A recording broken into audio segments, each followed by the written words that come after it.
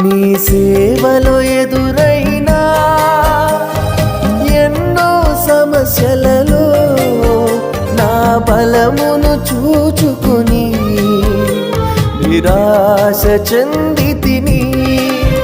నీ సేవలో ఎదురైనా ఎన్నో సమస్యలలో నా బలమును చూచుకొని నిరాశ చెందితిని.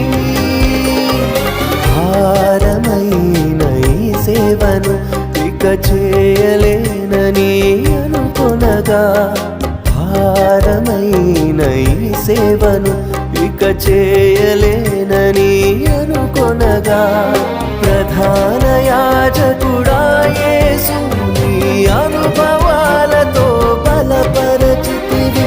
ప్రధాన యాజకుడా